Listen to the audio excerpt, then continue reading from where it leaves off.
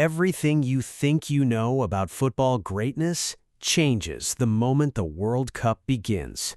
Because history shows something strange. The biggest names in football don't always shine when it matters most. Players who dominate club football, scoring freely, breaking records, controlling games, suddenly look unrecognizable on the world's biggest stage. And the question that nobody can fully answer is simple. Why do the strongest players in the world collapse when everything is on the line? The World Cup is not just another tournament.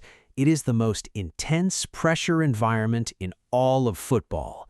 Every pass is judged, every mistake is remembered, every second feels heavier than the last. And yet, something strange keeps happening across history. World-class players suddenly miss easy chances, lose control, or disappear completely in decisive moments. Fans call it bad luck, bad form, or just not their day. But when you zoom out, a pattern appears that cannot be ignored. It repeats across generations, across teams, across legends. This isn't just opinion, it's history. World Cup archives are filled with shocking moments. Favorites eliminated early, champions collapsing unexpectedly, superstar players missing decisive penalties when everything is on the line. The same players who look untouchable in club football suddenly freeze in front of the world. Sports psychologists call this the choking effect.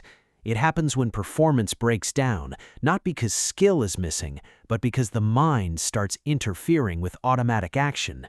Under extreme pressure, the brain stops trusting instinct and switches into conscious control. Instead of just playing, the player starts thinking about every action, step by step, move by move. And that delay destroys elite performance. Because football at the highest level is not slow thinking, it is instant reaction. So the moment thinking replaces instinct, performance starts collapsing silently. But there is something even deeper. It's not just pressure, it's identity pressure. I must not fail. I cannot disappoint. I have to prove myself. At this stage, the player is no longer playing football. They are playing fear. And fear always slows decision-making. Instinct becomes hesitation. Confidence becomes doubt. And natural flow becomes forced control. And then comes the second layer of pressure, the world itself. Inside the stadium, every sound feels like judgment. Every silence feels like expectation. And outside the stadium, millions of voices react instantly to every mistake.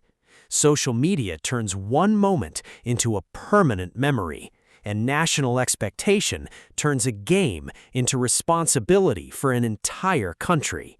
The mind absorbs everything and carries it into every decision. And this is the uncomfortable truth. Big players don't lose skill, they lose clarity. At this level, football is no longer just physical ability. It becomes a mental battle under extreme pressure. And sometimes, the difference between a legend and a failure is not technique, it is freedom of mind. When you remove the noise, the headlines, and the emotion, World Cup failure is rarely about talent. What disappears is mental freedom under pressure. And once pressure takes control, even the greatest players in history can look ordinary in seconds. Because at the highest level of football, the real opponent is not the other team, it is the mind itself. Now think about every match you've watched, every superstar who suddenly froze under pressure. Was it really skill that failed, or was it something happening inside the mind that nobody talks about? Tell me in the comments, what is the biggest World Cup choke moment you remember? If you want more psychology breakdowns like this, subscribe, because next time we break down why underdogs often win when nobody expects them, and the answer will surprise you.